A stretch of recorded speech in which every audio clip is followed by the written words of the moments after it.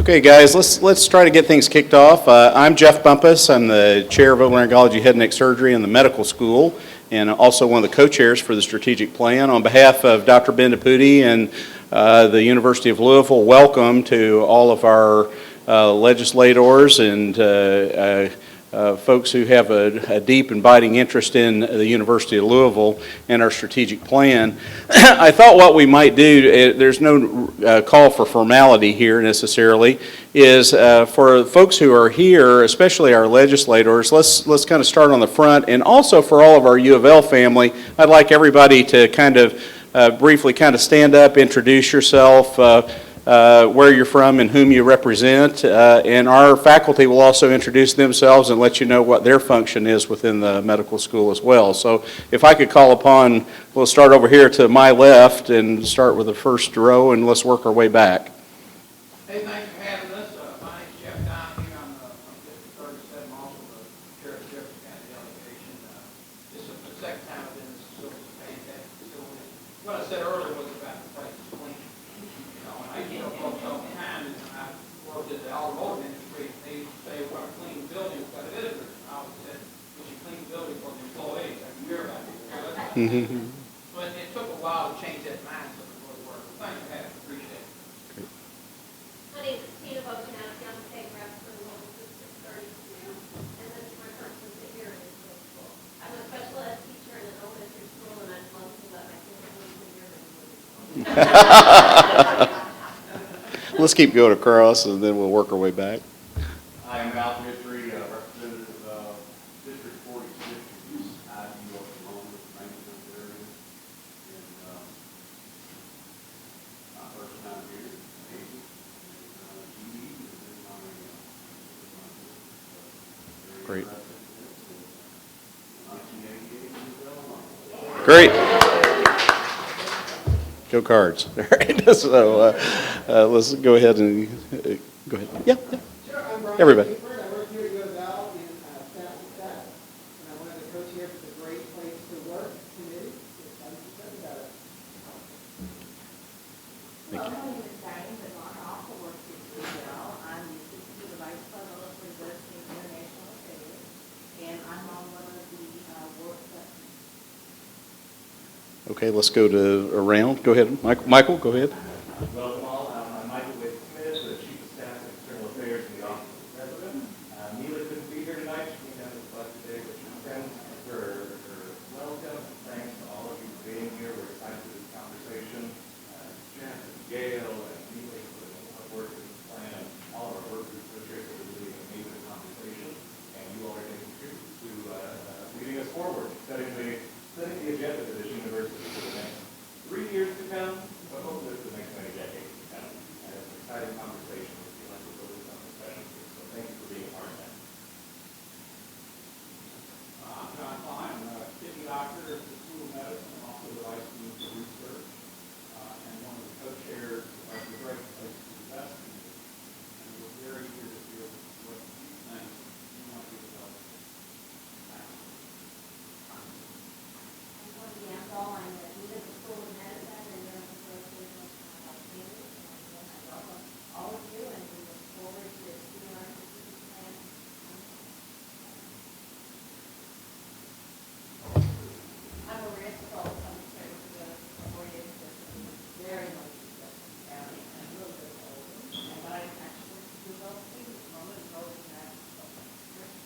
That's great. Awesome. My name is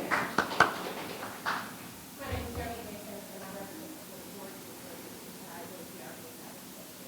And I'm also the civil president. Great. Kevin Bratcher, 29th District, Fern Creek, Highview District, and a little bit of Dayton. Terry Clark, State Senator, also wear a second hat. I work for the University of Louisville. This annual Good evening, everybody. Charles Booker, representing for the 43rd District, which is from Westwood downtown, all the way up to Louisville. Former student here, undergrad in law school, and very excited. I'm a creative at heart, so I'm just like a kid in a candy store. That's great. That's great. Okay, Gail? I'm Gail Footy. I am the co-chair on the Strategic Planning Initiative. I am president of the Engineering Association. Hello, I'm Crystal Collins from Margo. I'm the Associate Research and Technical Social Work and co-chair, one of the three co-chairs of the work. Hi, I'm Susan Trujillo, the Name Professor, also on the record, and I'm co-chair.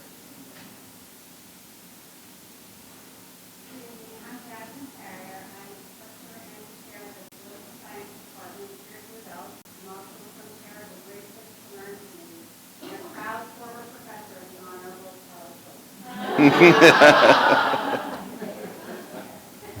I'm Lisa Mulder. I'm the state rep from House District 35, so I'm your neighbor just a little bit to the east of here, just on the other side of Preston.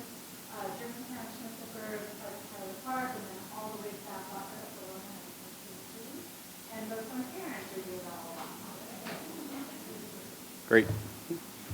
Hi everyone, my name is Nancy Cantrell. I'm a state house member. I serve a district here in Jefferson County, right near Iroquois Park, and I'm also a U of L alum with the law school, and Professor Cynthia Hanks, one of my professors. Great. We're happy to be here. evening, everybody. I'm Nina Fulton, and I'm the state representative for this district. I live right up the road, and I have the honor and privilege of taking a tour of the pavilion until years ago, and I'm glad to be back here. So I'm the official focus position manager of the lives of the community. Good evening, I'm Catherine Stevenson. I'm a manager in the University Education Technology Department and a member of the Great Place to Work.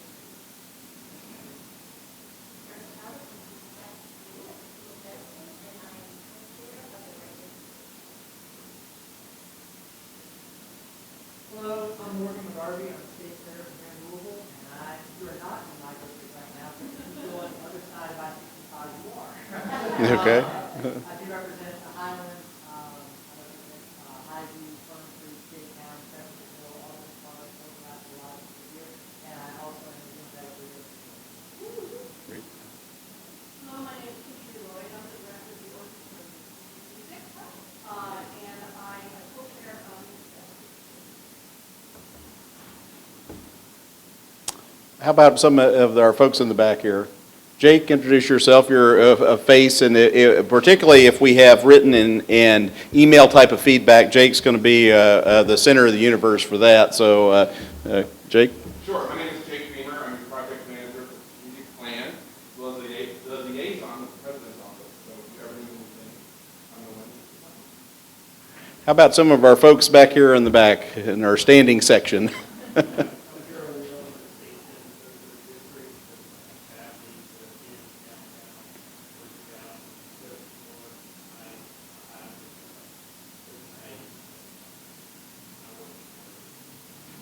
Right. Hello, everybody. My name is State Representative Bertha Louise. I represent the 42nd District, northern part of Southwood, center part of West Louisville, picks up Old Louisville, and goes all the way out to Manhattan. Great. So, I'm retiring from U of L, 22 years here. I'm on the scenic route to my PhD. Okay, very good. Hello, I'm Yes. Keith Moore, state representative from, I live in Breckenridge County, the only legislature here outside of Jefferson County. My district is called Hancock County, Breckenridge, and Fort Department. Great. Did we miss anyone here? Yeah, okay, please. Rob Kent, here representing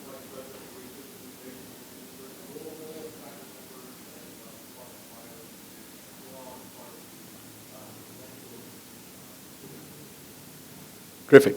So I think let's give everyone here a hand. There's a lot of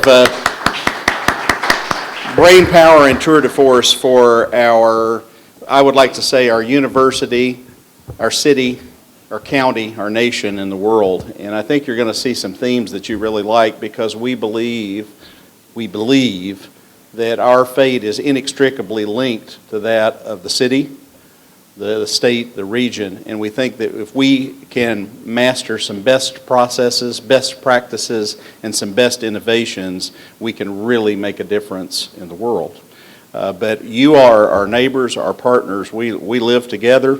We're part of the same family, and we welcome you here for that. So let's get this kicked off. Jake, if I have the first slide. So Dr. Bendaputi really decided that instead of having this kind of ethereal 5-year strategic plan that we could get lost in or lose track of, that she really wanted to think of it in two components, 2 3-year components. So we're going to talk mostly today about our work in the 2019 to 2022 time frame, but we are also keeping some great ideas and some thoughts online for 2022 through 2025. But we want to hold ourselves accountable. We want to have some targets that we can reach in quick order and see that we're making movement on some great things. Next slide. So I think at the host of this, back one, I'm sorry, Jake. At the host of this, we have, again, the work group, the learn group, and invest group. And these groups are going to work with principles of diversity, equity, and inclusion across the board. But we thought that these areas touch every facet of the university, and they also can help us touch every facet of our community. So the next one, we have to have principles that lead us in what we're doing in the strategic plan.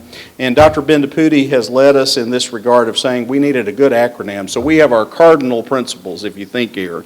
And you'll see these slide deck in your attachment. I would draw your attention to a couple, that we want to be a community of care, so that community includes you.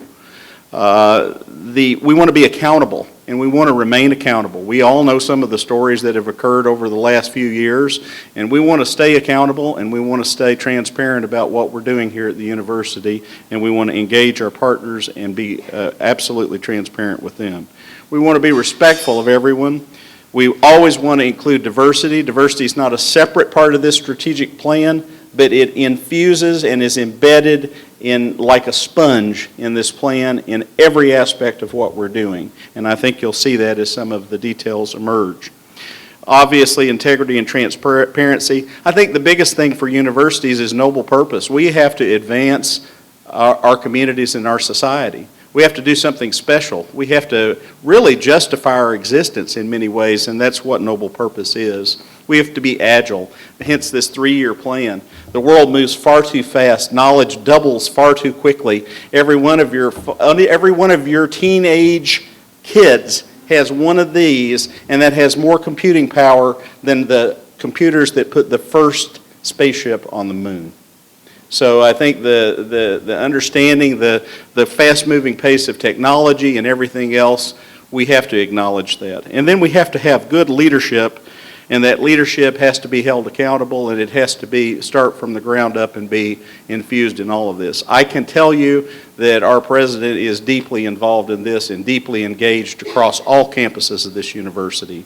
So she would encourage your feedback, and she wants to have a lot of feedback from a lot of our audiences and constituents and neighbors and friends regarding this process. So the next slide. I'm going to turn this over now to Gail Dupuy, who you met a little earlier, and Gail's going to kind of take you through where we've been and where we're headed, and then we'll introduce our work group chairs. Gail? Thanks, Jeff. So just a little background about some of the work that our work groups have already been doing and how we came to where we are today. Currently, we have the drafts of all the strategies, and we're starting to work on the action items that help support those strategies. So you can see here some of the milestones that, and some of the data that we've collected and used to form both our strategies. So these strategies these work groups and the goals came out of much collaboration, both on campus and off campus with our community. And then once we formed the 3 work groups, the Great Place to Learn, Great Place to Work, and Great Place to Invest, those groups formed and started working on their strategies, obviously to help inform those decisions about what strategies to make.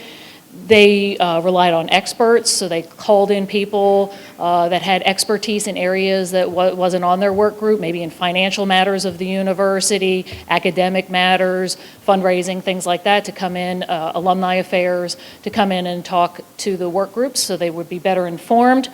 And then we did surveys, so if you're an alum of the University of Louisville, hopefully you got the alumni survey that went out. We have, all throughout this process, we've been collecting information. We have a website that is up and accessible to everyone, the public, and on that website we are posting our current progress, and then each of the work groups have some specific queries on that website where they are asking questions to prompt feedback. And so we're getting that feedback, and then that is being disseminated to the work groups, and they're using that to inform their decision making. Next slide, please. This shows the membership of the executive committee on the left and the work group co-chairs on the right, many of whom are here today. So we have 3 work groups. Each work group has 30 members and 3 co-chairs. So we have about 100 people directly involved in this process, and obviously even more than that through the website. So we asked for nominations for people who wanted to serve on the strategic planning initiative, and we received over 1,400 nominations for these about 100 spots. So we really got a wonderful turnout. There are a lot of people who are very engaged in this process across our community and very interested in contributing. So we were very happy to see that.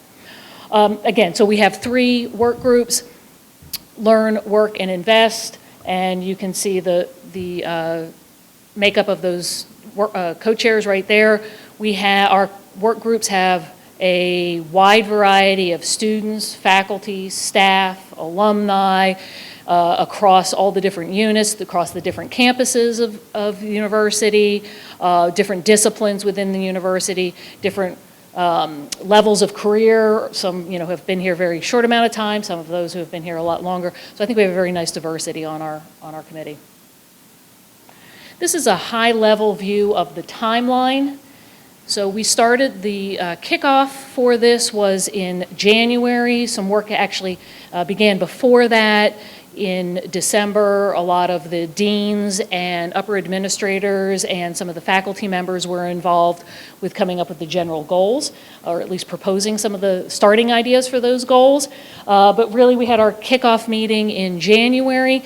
We are now on the second dot from the left there, where all the meat of the work is happening.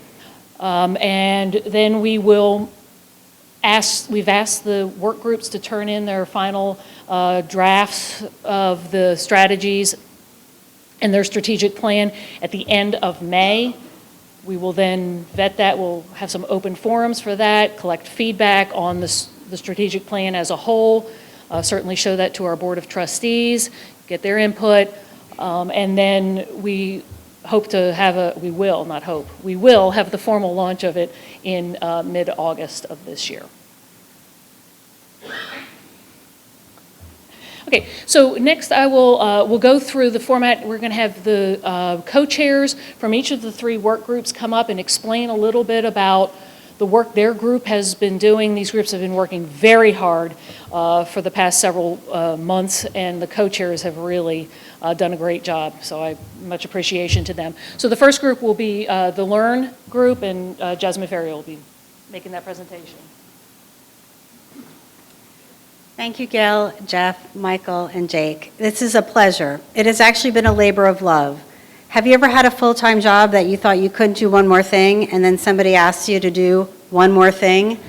Not only do we enjoy each other's company in the Learn Work group, but we've discovered so many gems about learning and teaching and how to grow these opportunities for our students and connect with our region as well as our city.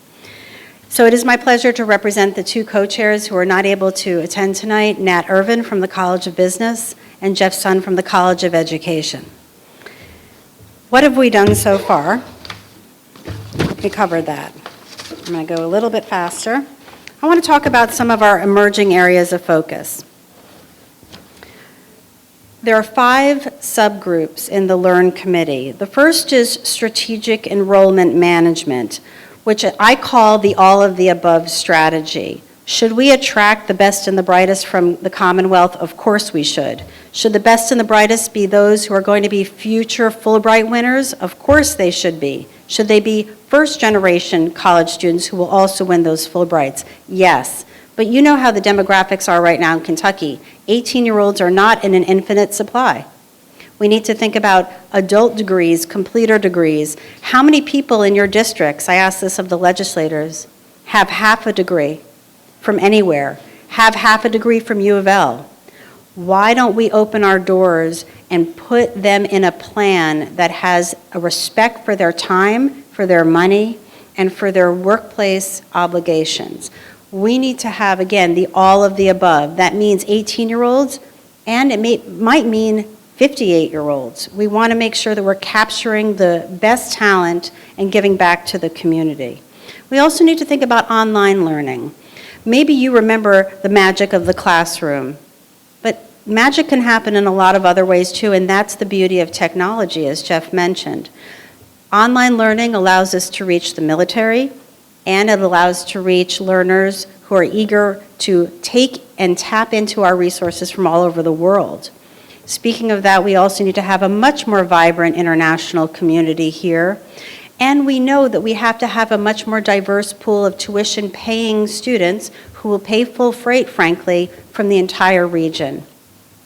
I'm not from Kentucky, but I love driving down to work and seeing this is the place. You want to go to Nashville, you want to go to Indianapolis, you want to go to Cincinnati, you want to go to St. Louis. That's all here. That's our next idea. Second, we have to think about student success. It's a very stressful time to be a student in the United States. It's not just the cost, it's also the mental pressure and the lack of resources to be able to push that student from A to B. Frankly, you may remember when you went to college, I make the analogy that like somebody dropped you off as if you're going to the Peace Corps on the back of a truck, and then we'll see you in 4 years.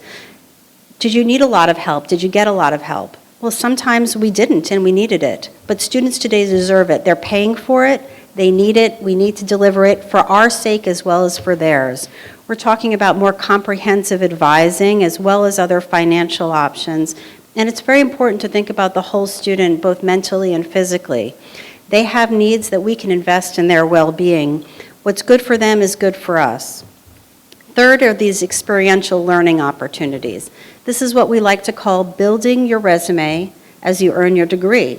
As the chair of political science, I couldn't be prouder that U of L has the largest internship program in Frankfurt. We're bigger than all the schools combined. This year, my colleague, Dr. Jason Gaines, successfully placed 51 U of L students in legislative offices across the Commonwealth. And then we were tapped to do the same thing for the executive agencies this summer. That's what I was talking about with some of the legislators in the room, the soft skills as well as the resume building opportunities. But let's imagine science, the research skills, the laboratory skills. In addition to all of those things, we are still a research institution, and we need to involve our undergraduates especially in research opportunities. These are not just fluffy parts of their resume. They will be the core of their skill set when they're ready to enter the workforce.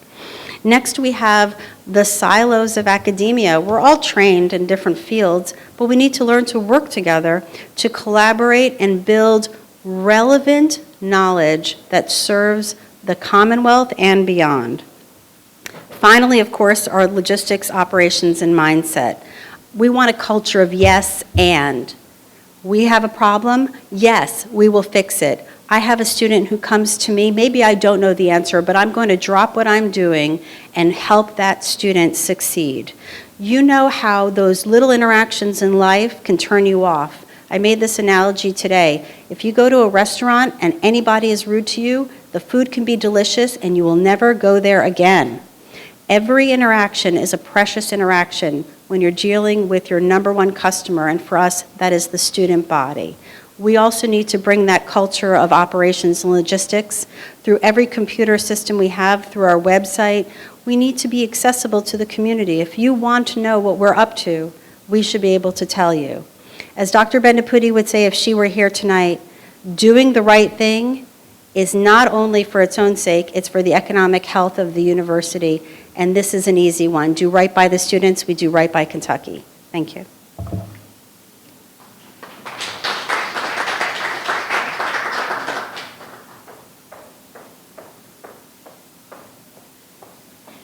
Good evening.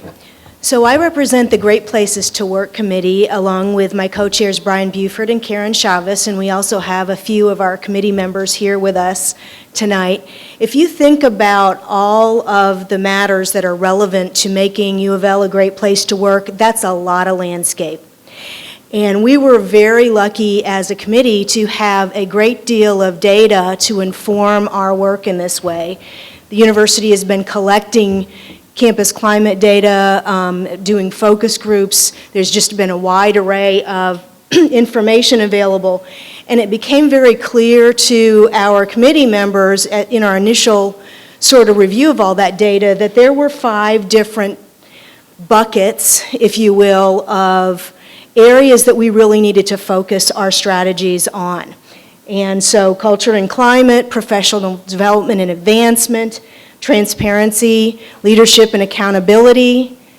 This one is kind of the beginning of employment from onboarding all the way through performance management, basically recruitment and retention of our staff and faculty, and then compensation.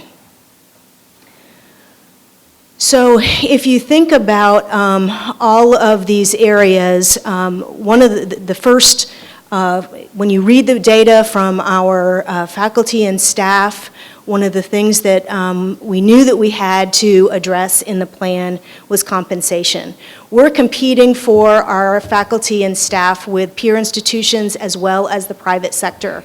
And we need to be looking at how our compensation package compares so that we can really recruit and retain the best and the brightest. We also know from our data that there are classifications of employees and there are groups of people for whom their pay scale is not equitable. And we've got to address those gaps right away.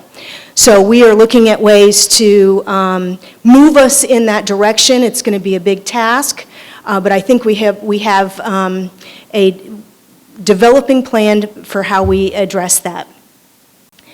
The next area begins with how we bring new employees onto our campus, how we get them started in their work, and how we keep them while they're here. We need to use technology to better manage our hiring processes as well as our employee management, our performance evaluation. There's just a lot of ways where we can use the technology that's available to make our processes work in such a way that it's easier and smarter for as our employees are trying to do the job that they've been given. We're also in the area of retention looking at things like staffing and facilities. Are our facilities safe for our employees? Do we have the type of supports and benefits and discounts and all of those things that make this a positive place for people to work? We're particularly interested in making sure that we're retaining a diverse and inclusive workforce. And so we're looking at particular ways that we can make sure, and I think this fits well with some of what you've already heard tonight, we can make sure that we maintain a complement of diverse and staff who feel good about working at the University of Louisville. The next area is professional development. And we're looking at a range of strategies in that area. We want to make sure that there are professional development opportunities for every classification of employees. And thinking about it from sort of a career development standpoint, not just developing people to do the job that they're in today, but to do the job that they aspire to be in. And so we really need to have supervision and coaching and mentoring programs. We need to have job shadowing and internship programs for folks that really want to move into a different area. We really need to take advantage of what our community, the talent in our community, as well as here is the university, in order to bring that kind of development to our faculty and staff. The next area is accountability and transparency, and this is just, you know, when you read the cardinal principles that Jeff talked about earlier, you would have noticed both of those words very prominently. We really are looking for ways in our committee to operationalize what those principles look like on the ground. How does it look as a university for us to be transparent, for us to have a community of care, for us to hold people accountable and have high standards and meet with the expectations that you and the rest of our community bring to us? Finally, we are looking at our campus climate. Everyone wants to work someplace where they feel like they're part of a sense of a community, that they are respected, that they're valued for what they contribute, that they can contribute to others in an active and meaningful way.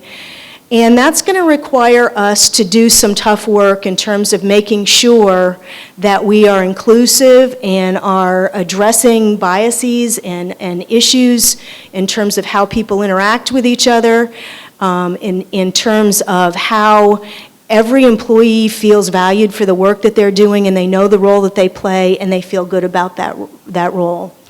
So that just gives you a brief overview of all of the areas that we're looking at in the Great Places to Work committee, and we're really excited for what we're going to be bringing forward to the university in this area.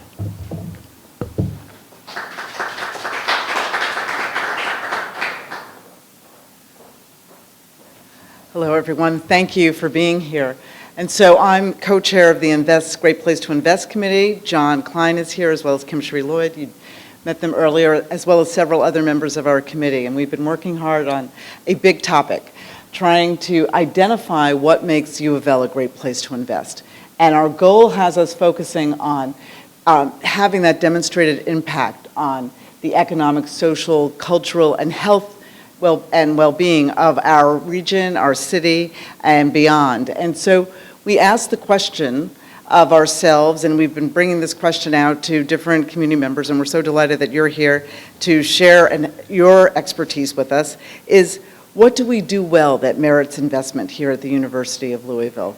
What are our successes? What are some emerging areas that we can build on that would be worthwhile investments? And are there any really big ideas that we can bring to the table?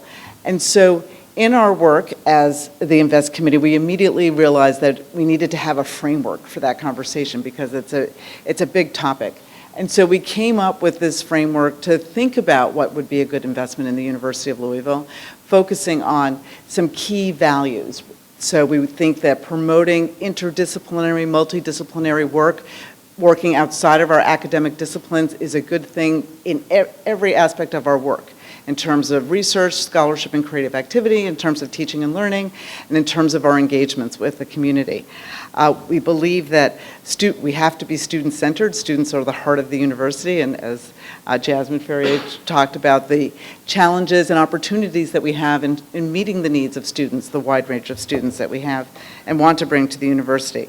We have to have a demonstrated economic, social impact on the cultural and health of our region, and that's a big topic, trying to figure out what do we do that want you to invest in us and that we internally will want to invest in, because we're thinking about this broadly. We all bring our time, talent, and treasure to the university, and how can we inspire people to want to invest in the University of Louisville?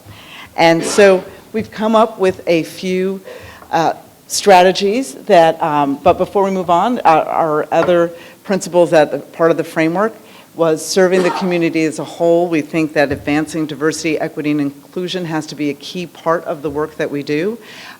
It's for the benefit of our entire community and the state, but also for the university itself, as well as, of course, principled leadership and responsible stewardship in everything that we do. We take those dollars that people invest in us, as well as the time and energy that people do.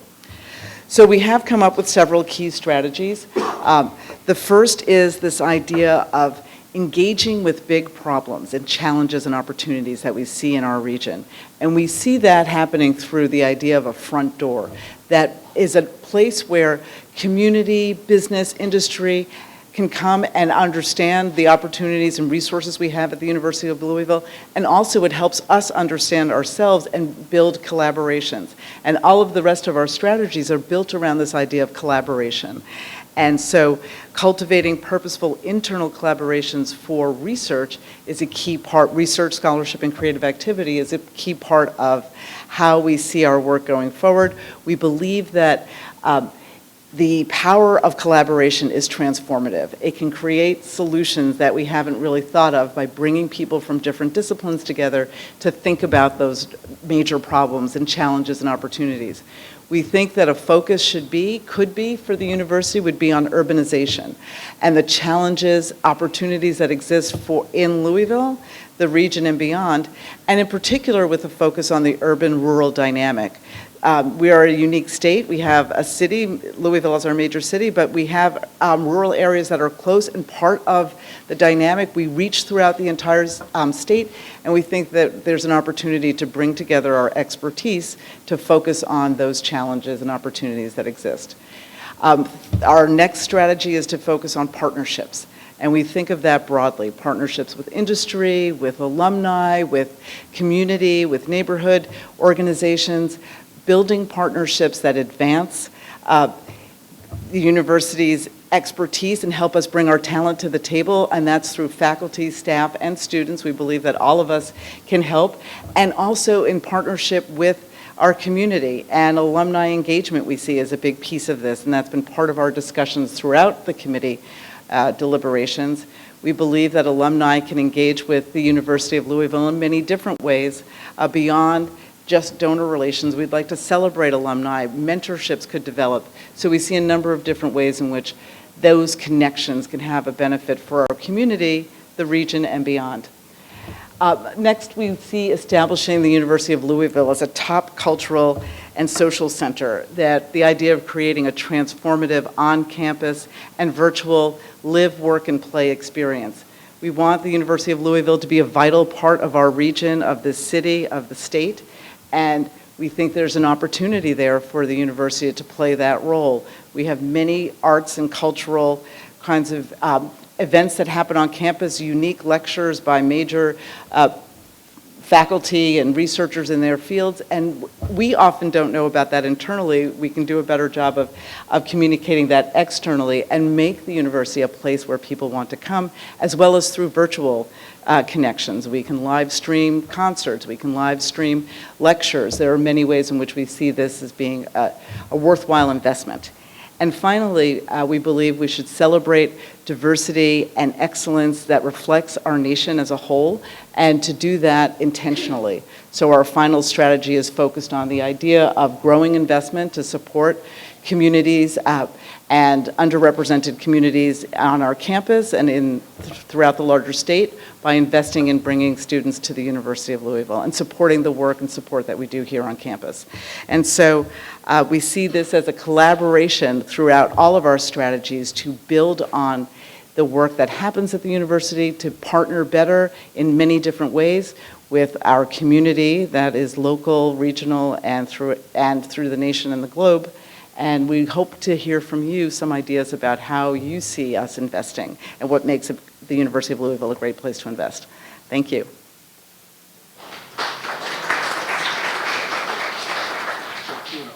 Yeah, I sure will.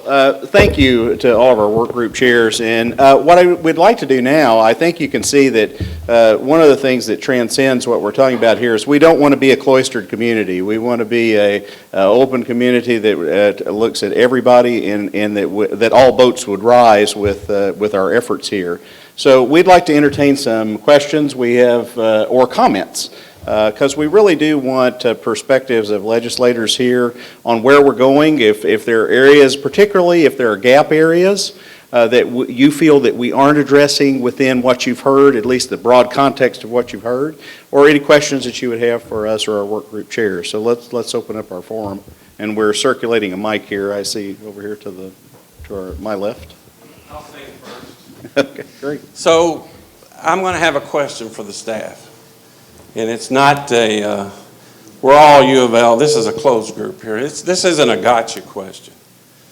But here's the question. Does anybody know what House Bill 1 passed in 1997 is? Raise your hand if you're familiar with that. Of all this stuff, every year we come in and we see what you guys do, and I have the utmost respect for the entire staff and the entire university. I love the University of Louisville. But I don't ever see any progress for the 2020 goals. Do you know what the 2020 goal was?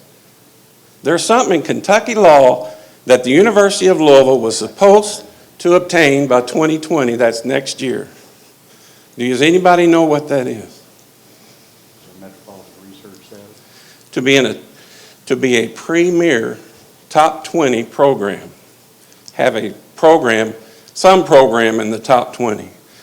Are we anywhere near that? Yeah, I think so. Okay.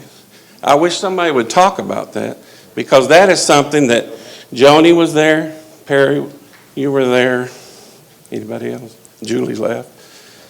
And we worked hard on that. It was Paul Patton's baby, and it was a tough vote for some people. But we were telling the University of Kentucky and the University of Louisville to get out of the remediation business, and then form KCTCS to take care of remediation. But I still see you, especially UK, has a lot of remediation courses. And they're not following the 2020 that I've seen. And how much remediation is at U of L? Does anybody know about the undergraduate operation? All the energy was supposed to be put into putting University of Kentucky, the land grant, and University of Louisville, the urban, into top status. And I never hear, after we passed that bill, I haven't heard a whole lot about it. That's a good point. I think, one of our things that we all would acknowledge that we've not done a good enough job is communicating our successes. So I think as we do this, we're going to have to do more and more of that. As an R1 university, you saw one slide that dealt with that. We're part of a fairly elite group of universities with regards to metropolitan research universities, and we want to basically tell that story better and to work on it better. One of the things I think you would hear not only was experiential learning, but research. So if we are the Metropolitan Research University and expected to be the premier Metropolitan Research University, one of the things that has to happen is all of our students, every student that walks through here has to touch research in some way. And every faculty member has to touch research in some way. And the thing that we can have a chance, I think, that is, and hopefully it wasn't lost on you, where we can, I think, be fundamentally successful here is breaking down silos and barriers. I define myself as an otolaryngologist, head and neck surgeon. I'm a head and neck oncologist. So I'm a really tiny part of medicine that's way over here at the side somewhere. But we achieve greatness. Kentucky's the #1 state in head and neck cancer. We have more head and neck cancer than any state in the United States. #1, not a good #1 to have. But we can move that dot if we work together with lots of disciplines. So we now have a multidisciplinary clinic, but if we move beyond multidisciplinary to transdisciplinary and we empower the entire university to work on that problem, we can move the needle in Kentucky, and we can also become a better research university. So areas of cancer, areas of transplant, areas of engineering, certainly I think we have got that premier component. It has to be bigger, it has to be more engaged, and it has to break down these silos that bring the university's power to bear. Any other comments on that or questions? I was there when we passed House Bill 1, and we had great ambitions, and then the recession hit, and the state didn't oppose. Well, I was wondering if somebody was going to throw up the money issue. Yeah, the state. We're guilty of the that. state did not hold up their end of the bargain. So I just wanted. Well, we get into this beguiling thing of the list, and you guys kick in here. I'm not. We got a lot of brain power here that's much better than me. But the problem with the list in a bunch of universities is that it's a relative thing. We're trying to make advances, and they're trying to make advances too. So, there's a culture of relativism that occurs there. We have more research dollars at the university. John could comment on that maybe in a minute. But we have more research dollars in this university than we've ever had. But we need more, and other people are wanting to have more research dollars too. So we have to do some innovative things to kind of leapfrog ahead of some of those other situations. John, would you comment a little bit about that? Actually, is Rob Kenton still here? I'll kick it off. Well, you guys don't know how much good you did, and that's our fault. I guess we have not communicated that clearly. When House Bill 1 was passed and the Bucks for Brains process was kicked off shortly thereafter, along with the so-called research incentive funds that were passed, the University of Louisville, in terms of NIH funding, National Institutes of Health funding, was not in the top 70. It was not in the top 75. And what you did really transformed this university. Now, did we sort of stall out? Yeah, I think probably we did. Some of it was the recession. Some of it was leadership within the university. Some of it was the money kind of just didn't keep increasing, and we had planned that it would. Poor planning on our part. But we went from not being in the top 75 to every year increasing our NIH ranking. And we've continued to do that over the last 6 years. So that we actually have moved into really respectable territory. We're not in the top 50, but we're closing in on that, and probably with a little bit of luck and a little bit of help, we will hit the top 50 in the next 10 years. What does that mean in practical terms? Well, it means $54 million in NIH funding comes to the University of Louisville last year. What that means in practical terms is most economists will tell us that NIH dollars turn over somewhere between 6 and 7 times in each community. So we're talking about a $350 million investment that the NIH creates in the region. So to be honest, that would not have happened without House Bill 1. I've been here since 1982, and so I know what happened when you guys lit that fuse, and it made a huge difference in the university. And so thank you very much, and shame on us for not explaining our successes. Thanks. Rob? Beforehand, we were a Research One university. We were not recognized as a Carnegie Research One. And since the Bucks for Brains program and through similar programs along that line, we have been able to achieve that, and we've been able to maintain it ever since. And I think that really says a lot for it, too, and the value of the program. Right. So, and John, you did a great job, so thank you. And as a Bucks for Brains professor, I personally thank you, because it is an important program, and it's allowed us to bring people here and keep people here that we could have easily gotten recruited away from our university, and we're eternally grateful for that House bill.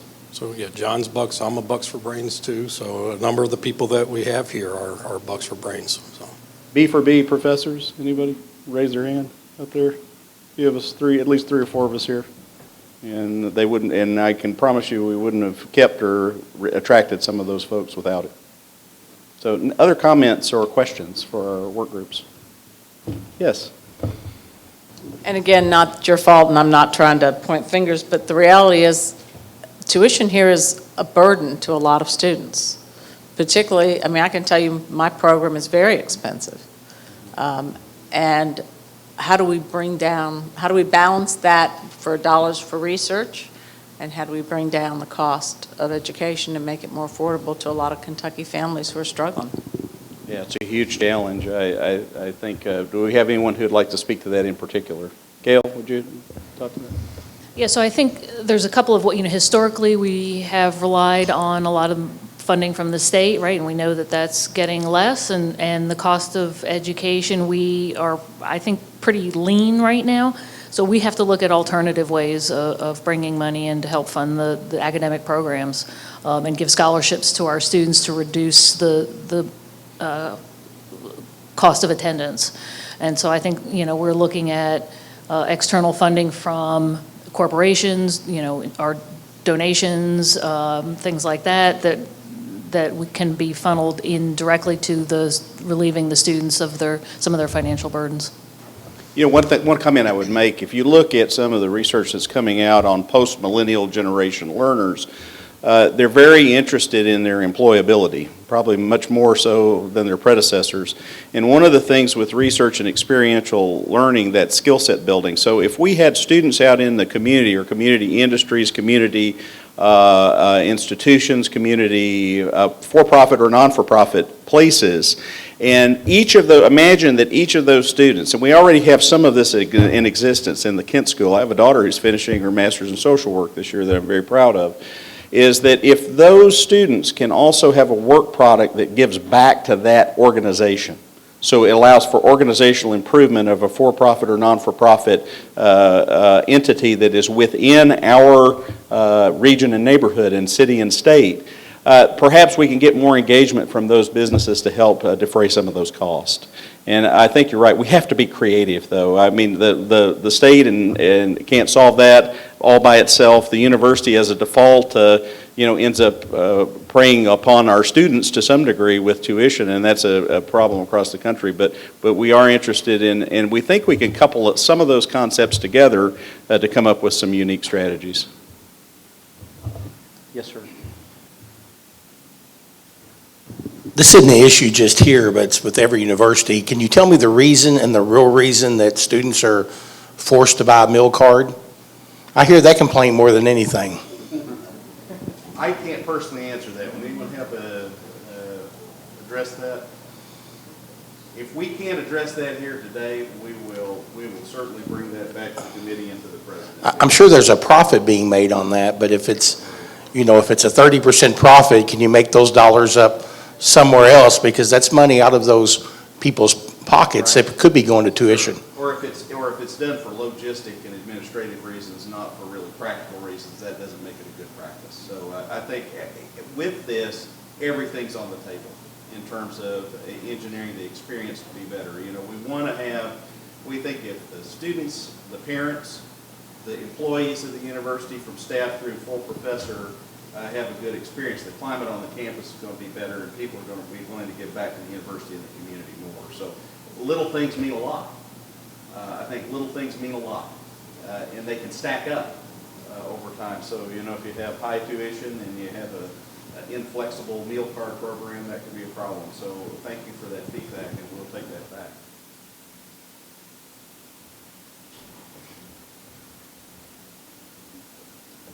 Thank you. I have two comments that have nothing to do with each other, but I just checked in here on Facebook, and I got a comment that I think is a good idea, and I think this person is an alum of U of L as well. It was a comment. I'd love to see Louisville take a lead on the Green New Deal, refocus the university on solving climate change.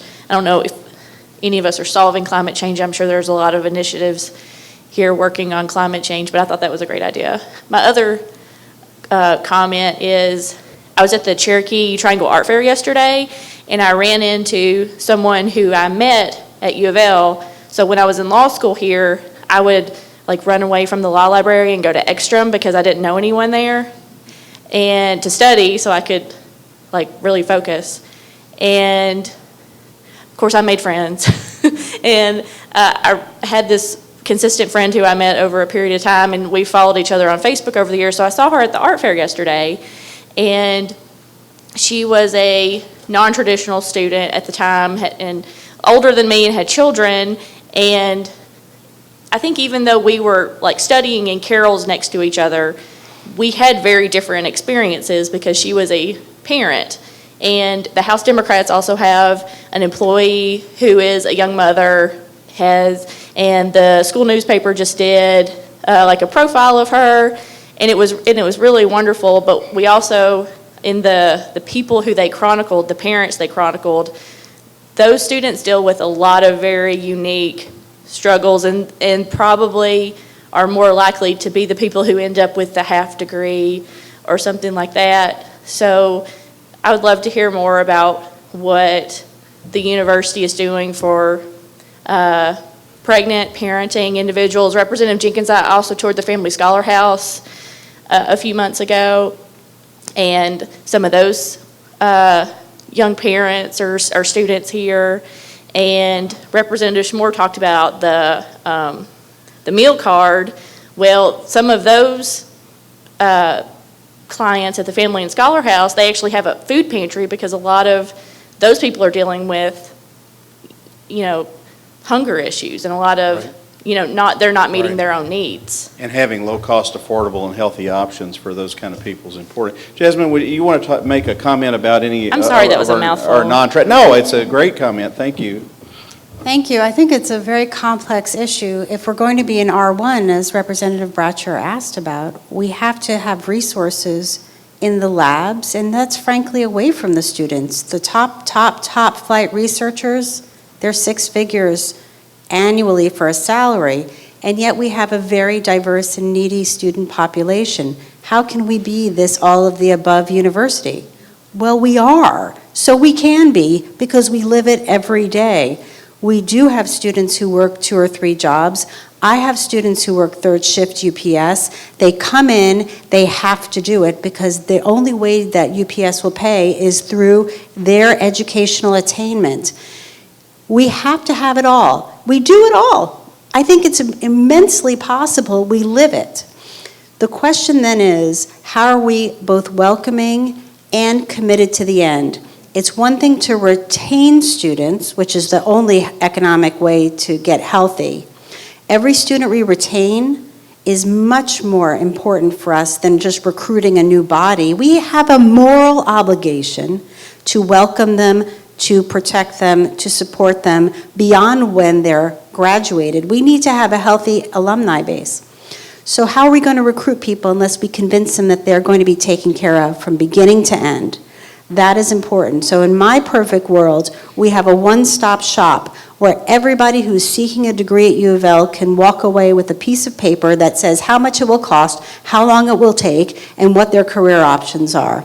We can do this. We actually already do, but we have to coordinate it a little bit better so that every student in every program has the same opportunity to get the big picture. And I'll just tell you, from my little department in political science, I couldn't be prouder of my faculty. I have a faculty member, Dr. Laura Moyer. She got a 6-figure National Science Foundation grant. It was the first time in the entire history of the University of Louisville's political science department to get an NSF grant. You know those dollars are shrinking. We yell it from the rooftops, but the problem is, why doesn't that information get out? Because everybody else is yelling from the rooftops. There's too much good news. I know that sounds like a crazy answer, but it's true. Other questions, comments? So a lot of my practice, I'm going to get into a pretty specific comment here or question, deals with companies that have spun off from technology that's licensed through the university, specifically research. There's a lot of biomedical and healthcare specific stuff. And I've spoken to a lot of individuals at the university over the years in terms of figuring out or coordinating a strategy, because a lot of the co-founders, a lot of the patent holders are foreign born. And we've attracted a lot of them, and it's really exponential growth over the past, several years. My question is, what are we doing to attract and most specifically to keep them here, keep those NSF dollars, make those companies thrive in Louisville, instead of them having to leave to other more research-friendly, entrepreneurial in that space and other regions. I've spoken to a lot of people. I don't know who I need to speak to here, and I haven't really gotten a satisfactory answer, but especially now as an elected official, I think it's crucial for me to know what exactly we're doing and how I can help, because that is something that I know the university's growth has it's contributed a lot to the university's growth. Well, and you see those pockets of success that have stayed within Jefferson County. I think if you kind of refer back to Enid's, Tricia Haynes' presentation on the front door. So what we'd like to do is improve upon that capability, and that requires partnership with community, particularly with metro government or with county and city and state government, so we can align ourselves to bring in the brightest and best talent, to provide for them a pathway for successful research, grant writing, et cetera, including things like SBIR, the Small Business Initiative grants out of the NIH and NCI and National Science Foundation type models. But then to keep them in the community, that requires our partnership with you guys. So there has to be some alignment there. So part of what this front door can do, we think as a university, we're kind of a Switzerland, non-denominational space in a sense, and we can bring people together, and we can facilitate that kind of collaborative both from the inside and outside, creating that crucible that allows those kind of things to flourish. So Enid, some comments there. And I will say, we've talked about a lot of these kinds of issues. So what does it look like for a unit to be involved in providing those collaborative opportunities? It might be a business innovation incubator that several units might join together and put something like that together. It might be a civic engagement initiative that comes out of the law school and the Department of Poli-Sci. So there are a lot of different ways in which we see the entire university being engaged in the collaborative, bringing together different disciplines to make a difference in terms of our economic, social, and cultural health here. And we see that as a particular opportunity, and we've talked a lot about it, the idea of business incubators and other innovations. We do actually, so you can come and see me and talk to me, okay? So we have a lot of great programs. In fact, we are the only university in the United States that has been recognized as a Wallace H. Coulter Translational Research Partner, the NIH REACH Award, the Excite Program, the NSF Innovation Core Site Awardee, as well as the NSF Aware Access, which works to help female and underrepresented entrepreneurs and innovators successfully secure SBIR funding, okay? And then now we just became part of the NIGMS Southeast Accelerator Hub. All right, so we're one of the lead institutions for that too. So we have a lot of things that we're doing there. And also within the tech transfer office, we're renaming it. It's now called the Commercialization Epicenter for Entrepreneurship, Partnership, Innovation. And we are all, building a lot of different types of partnerships, as well as working with faculty. We don't want faculty to leave the university. We want them to continue. We want them to be serial entrepreneurs, keep on inventing, right? But then we want their postdocs, their graduate students. We want those to be the ones to go out there.